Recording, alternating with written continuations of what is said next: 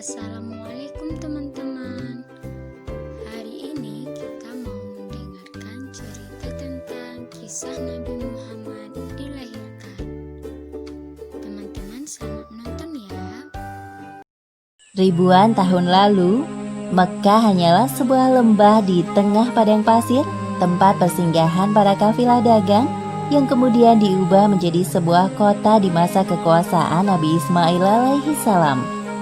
Kota Mekkah juga menjadi saksi atas lahirnya Khatamul Anbiya, penutup para nabi.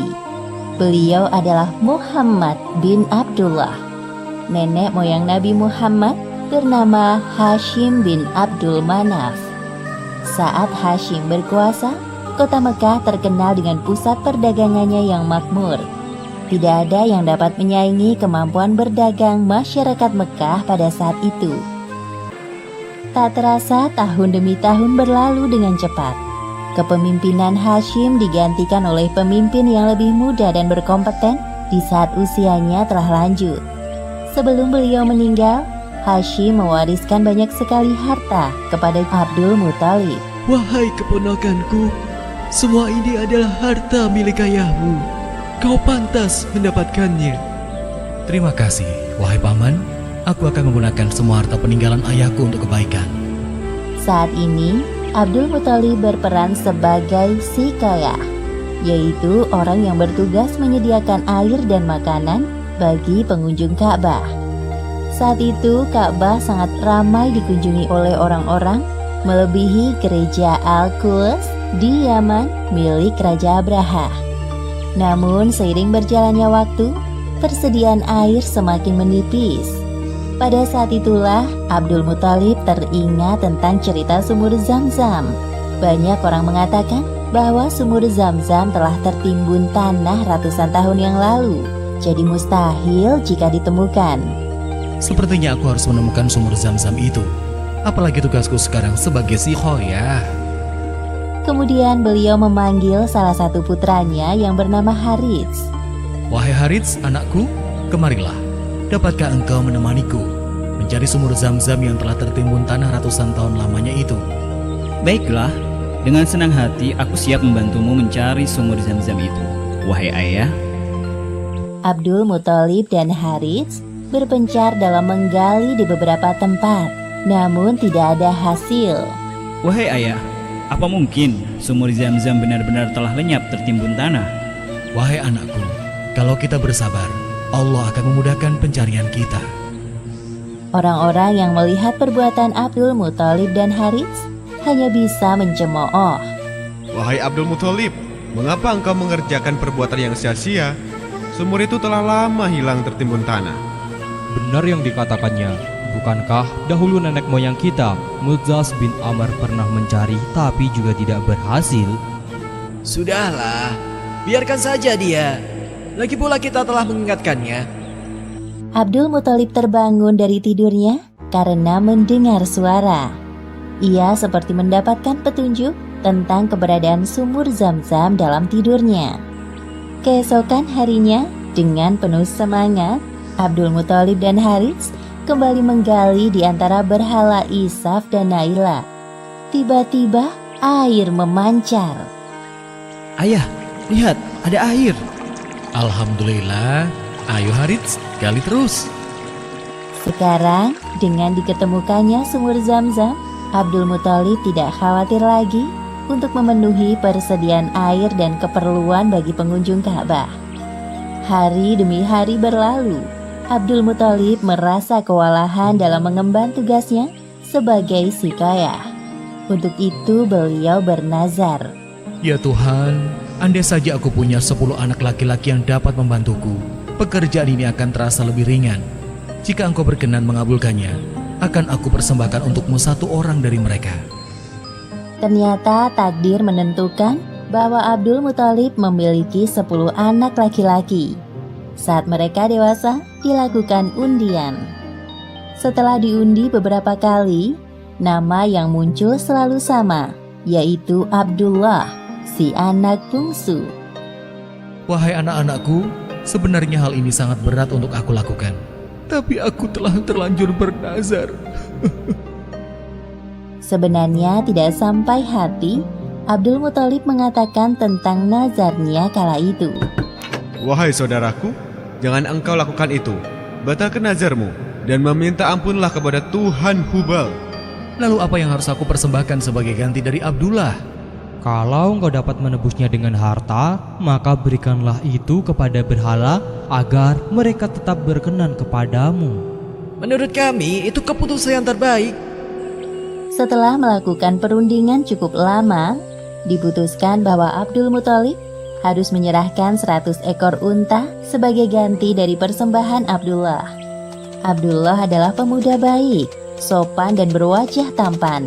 Allah Subhanahu wa Ta'ala telah menentukan jodoh Abdullah dengan Aminah, gadis yang memiliki nasab yang paling baik di kalangan suku Quraisy. Akhirnya mereka berdua menikah. Wahai istriku, musim semi telah tiba. Ini tandanya aku harus melakukan perjalanan dagang ke Syam. Keesokan harinya, Abdullah berangkat bersama kafilah dagang yang lain. Aminah melepas kepergian suaminya dengan doa. Perjalanan dagang Abdullah berjalan lancar. Dalam perjalanan pulang, Abdullah singgah di Madinah untuk menemui sanak saudara dari ibunya. Ketika beristirahat, tiba-tiba Abdullah merasakan kesakitan dan merasa tidak sanggup melanjutkan perjalanan. Wahai kawanku, sepertinya aku tidak sanggup untuk melanjutkan perjalanan ke Mekah. Tolong sampaikan kabar tidak baik ini kepada ayahku. Baik, wahai Abdullah, aku akan menyampaikannya kepada Abdul Muthalib sesampainya di Mekah.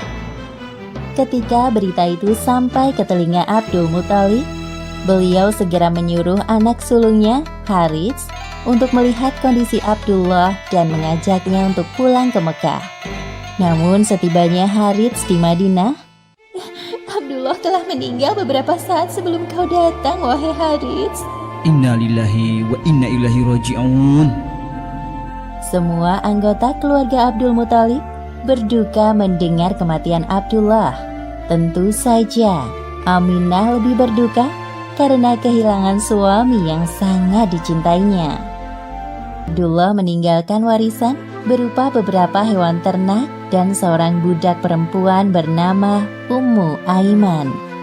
Pada tahun kelahiran bayi Muhammad, terjadi peristiwa penyerangan yang dahsyat oleh Raja Abrahah dari Yaman. Saat itu Mekah dipimpin oleh Abdul Muthalib. Raja Abrahah berniat untuk menghancurkan Ka'bah karena merasa iri dan tersaingi dengan kemasyhuran Ka'bah.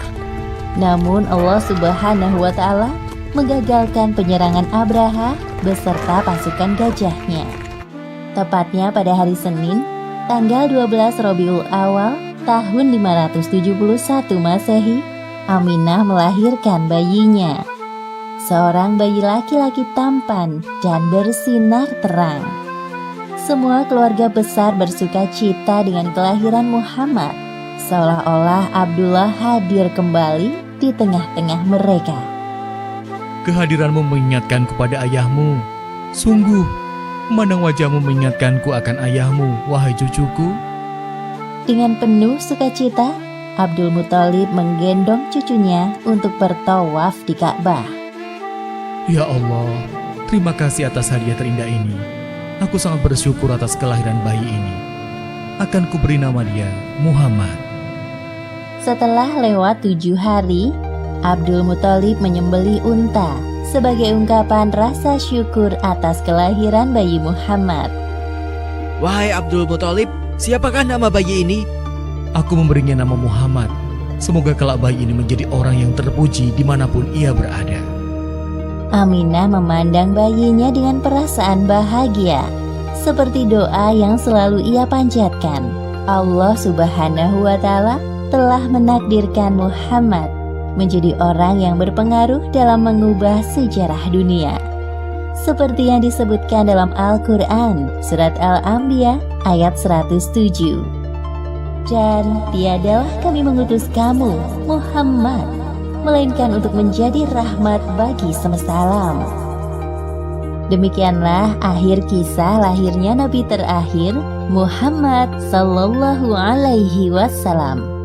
Beberapa hikmah yang dapat kita ambil dari kisah ini, diantaranya Pertama, kesabaran dan niat baik dalam melakukan pekerjaan akan dimudahkan oleh Allah Subhanahu wa Ta'ala, seperti tekad kuat Abdul Muthalib dalam menemukan sumur Zam-Zam untuk memakmurkan Ka'bah. Kedua, jangan terlalu lama larut dalam kesedihan, karena semua yang bernyawa pasti mati dan digantikan dengan generasi baru, seperti kelahiran bayi Muhammad yang menjadi penyejuk hati bagi keluarganya setelah kematian Abdullah. Wallahu a'lam bishawab. Terima kasih teman-teman yang sudah menonton cerita tentang kisah Nabi Muhammad dilahirkan. Semoga bermanfaat ya. Wassalamualaikum warahmatullahi